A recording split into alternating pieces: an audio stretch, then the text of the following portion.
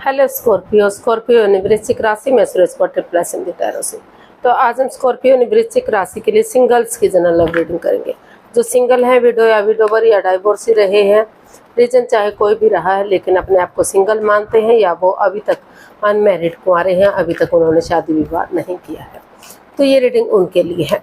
General होने के कारण आप पर मैच हो भी सकती है, नहीं भी हो सकती। जिस पर जितनी मैच होती प्लीज आप एक्सेप्ट कर सकते हैं।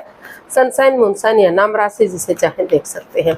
अगर आप पर्सनल रीडिंग चाहते हैं तो नीचे डिस्क्रिप्शन बॉक्स में डिटेल्स दी गई है, वहाँ जाकर चेक कीजिएगा। कोई भी कन्फ्यूजन, डाउट होने पर व्हाट्सएप मैसेज के जरिए आप इसे क्लियर कर सकते हैं।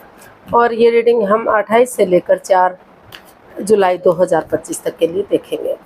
तो ये रीडिंग 28 से लेकर 4 जुलाई तक के लिए होगी। 5 जुलाई तक के लिए देख लेते हैं। 28 से लेकर 5 जुलाई तक के लिए होगी। तो इसमें सबसे पहले आपके पार्टनर की फीलिंग्स देखेंगे, करंट फीलिंग्स क्या है, फिर पास्ट पर्सन की एनर्जी देखेंगे कि अगर कोई पास्ट पर्सन वापस आ रहा है तो पास्ट पर्सन की एनर्जी क्या रहेगी, और अगर कोई नया पर्सन आपसे जुड़ना चाहता है, अटैचमेंट फील करता है, तो उसकी एनर्जी क्या रहेगी, वो नए पर्सन के रूप में आपकी एनर्जी क्या रहेगी। तो चलिए देख लेते हैं। पहले सबसे देख लेते हैं प्रेजेंट एनर्जी क्या है, करंट एनर्जी आपकी क्या रहेगी। चलिए देखते हैं स्कॉर्पियो के लिए current energy. 2 of cups, 4 of wands and the fool. तो स्कॉर्पियो, जो आपकी करंट एनर्जी है वो बता रही है कि आप हो सकता है कि पास्ट में किसी से आपने प्यार मोहब्बत किया हो, प्यार का इजहार किया हो, या उन्होंने आपसे प्यार का इजहार किया हो, और लेकिन वो पहले ही किसी और के साथ भी इन्वॉल्व हो।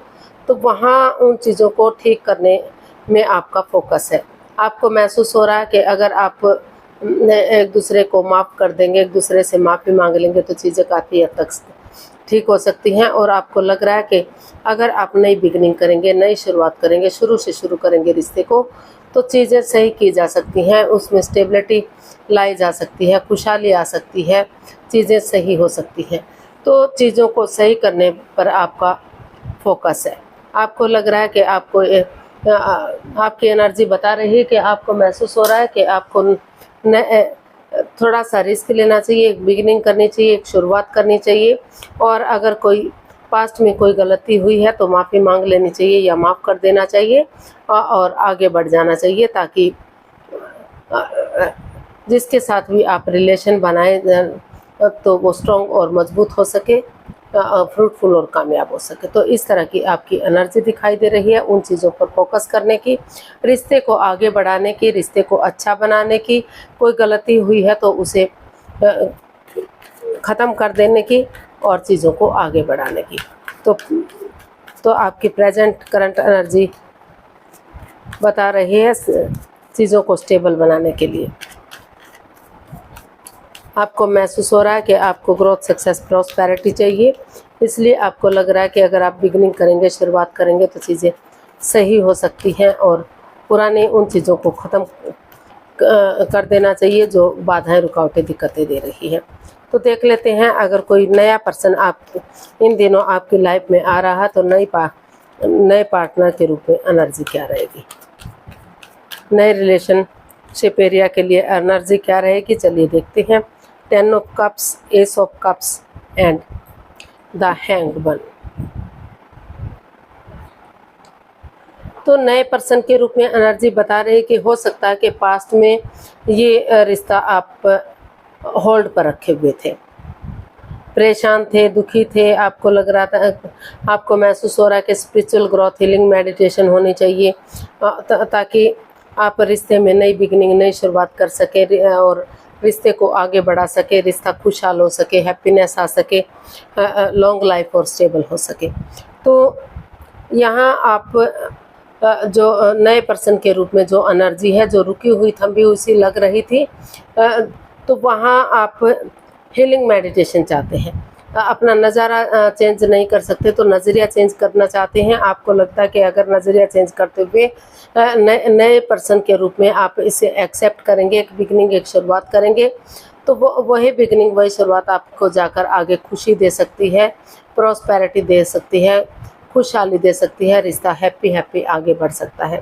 तो स्टेबिलिटी की तरफ आपका ध्यान है, तो आप चाहते हैं कि नया पर्सन आपकी लाइफ में आए और रिश्ता आगे बढ़े और वो सक्सेसफुल और कामयाब हो।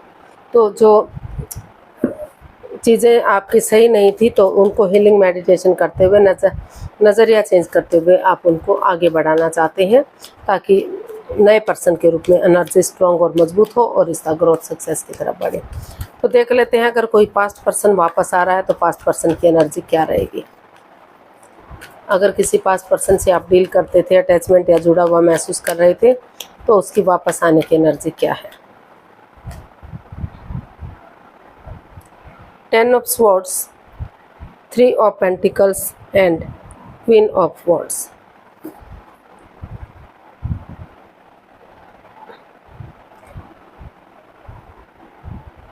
तो पास्ट पर्सन की एनर्जी आपकी बता रही है कि आपको लग तो रहा है, आप अटैचमेंट फील करते हैं, जुड़ा हुआ महसूस करते हैं, आपको लग रहा है कि रिश्ता आगे बढ़ेगा तो स्टेबल होगा, खुशहाल होगा, लेकिन कुछ पास्ट की बातों को आप नहीं भुला पा रहे हैं। आपको महसूस हो रहा है कि पास्ट में आपके पर्सन ने आपको काफ़ी हर्ट किया है, जिनकी वजह से आप प्रॉब्लम में हैं, दुखी हैं, परेशान हैं, अभी तक उस एंजाइटी स्ट्रेस को भुला नहीं पाए हैं। कुछ ऐसा उन्होंने आपके साथ किया है या आपने उनके साथ किया है कि चाहकर भी उस परेशानी से, उस दुविधा से आप बाहर नहीं निकल पा रहे हैं। चाहते तो हैं आप टीम एनर्जी, टीम एफर्ट लगाएं, परिवार या फैमिली का सपोर्ट लें या इस रिश्ते को फिर से एक पारिवारिक फैमिली बनाएं, लेकिन जो पास्ट वाली प्रॉब्लम्स हैं, कुछ केसेस में हो सकता है कि वो आपको आगे बढ़ने से रोक रही हैं और कुछ केसेस में आपको लग रहा है कि उन चीज़ों को भुलाते हुए, अगर जैसे धीरे धीरे करके अंधकार के बाद उजाला होता है, रात के बाद दिन होता है, अमावस्या के बाद चांद बढ़ना शुरू हो जाता है और पूर्णिमा तक पूरी तरह से आगे बढ़ता, खिल उठता है और अपनी लालिमा चारों तरफ बिखेर देता है, तो उसी एनर्जी के साथ आगे बढ़ेंगे तो रिश्ता स्टेबल होगा, कामयाब होगा, जो है ये ग्रोथ, सक्सेस, प्रॉस्पेरिटी की तरफ बढ़ेगा, काफ़ी कामयाबी इस रिश्ते में मिलेगी। तो पास्ट पर्सन की एनर्जी भी काफ़ी स्ट्रॉन्ग और मजबूत दिखाई दे रही है, लेकिन आपको नज़रिया चेंज करना पड़ेगा, सामने वाले के नज़रिए से चीज़ों को देखना पड़ेगा या हीलिंग मेडिटेशन करना पड़ेगा। जब तक आप उन चीज़ों को छोड़ नहीं देंगे तब तक रिश्ता आगे बढ़ना नामुमकिन सा हो सकता है। तो आप की जो प्रेजेंट एनर्जी है वो भी बता रही है कि आप थोड़ा सा रिस्क लेना चाहते हैं, बिगनिंग या शुरुआत करने का सोच रहे हैं, पुरानी बातों को भुलाते हुए आगे बढ़ना चाहते हैं। आपको लगता है कि एक दूसरे से माफ़ी मांग लेनी चाहिए, एक दूसरे को माफ़ कर देना चाहिए और टीम एनर्जी, टीम एफर्ट लगाना चाहिए ताकि रिश्ता ग्रोथ, सक्सेस की तरफ जा सके, रिश्ता सोलमेट हो सके, सोलमेट ऑफ काइंड हो सके। क्योंकि आपको लगता है कि जो भी आपके पर्सन हैं हमेशा मस्त रहते हैं, मग्न रहते हैं, हैप्पी रहते हैं, खुश रहते हैं और वो काफ़ी देखने में भी खूबसूरत दिखते हैं। तो आप उनकी तरफ अटैचमेंट या अट्रैक्शन फील करते हैं, इसलिए आप इस रिश्ते को भी एक फैमिली, एक परिवार की तरह बनाना चाहते हैं, उन पुरानी बातों को भुलाना चाहते हैं जो आपको पास्ट में परेशान कर रही थी और इसमें एक नए सिरे से एक बिगिनिंग, एक शुरुआत चाहते हैं, थोड़ा सा रिस्क लेना चाहते हैं, थोड़ा सा आपको लग रहा है कि धीरे धीरे करके चीज़ें सही होंगी और रिश्ता ग्रोथ, सक्सेस की तरफ बढ़ेगा। तो नए पर्सन के रूप में भी एनर्जी दिखाई दे रही है। अगर जो रिश्ता हैंग हो चुका है तो उसमें नज़रिया चेंज करेंगे, सामने वाले के नज़रिए से चीज़ों को देखेंगे तो वो भी रिश्ता आपके लिए स्टेबल हो सकता है।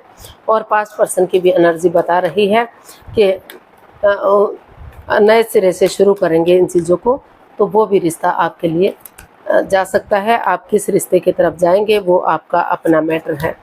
तो इस यूनिवर्स की तरफ से मैसेज या गाइडेंस देख लेते हैं। क्वीन ऑफ स्वॉर्ड्स,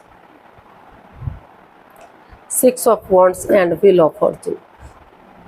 तो यूनिवर्स जी आपको मैसेज दे रहे हैं, गाइडेंस दे रहे हैं कि जल्दबाजी में आकर कोई भी एक्शन मत लीजिए, क्लियरिटी लाइए, क्लियर कट कम्युनिकेशन कीजिए, खुलकर बातें कीजिए, एक दूसरे से विचार विमर्श कीजिए, ताकि किसी की भावनाओं को कोई ठेस ना पहुँचे, किसी के साथ कोई हेरा फेरी धोखाधड़ी ना हो। लक आपके साथ है, भाग्य आपके साथ है, तो इस समय को यूटिलाइज कीजिए। ऑनेस्टी, ईमानदारी और लॉयल्टी के साथ आगे बढ़िए।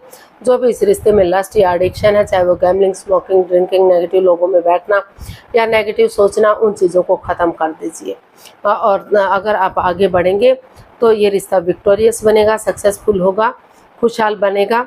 इस रिश्ते में इतना पोटेंशियल है, इतना दम है कि रिश्ते को आगे बढ़ाया जा सकता है।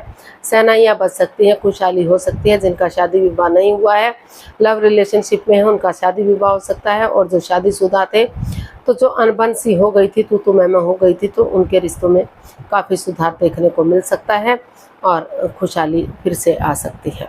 तो आज के लिए इतना ही, फिर नई वीडियो के साथ मिलते हैं। अगर वीडियो सही लगती है, अच्छी लगती है, तो प्लीज़ लाइक, शेयर और सब्सक्राइब करें, कमेंट्स करना ना भूलें। इससे मोटिवेशन मिलता है, आपको नोटिफिकेशन मिलता है, वीडियो बनाने में मदद मिलती है। फिर मिलते हैं नई वीडियो के साथ, तब तक के लिए हैप्पी रहें, खुश रहें। नमस्ते, थैंक यू सो मच।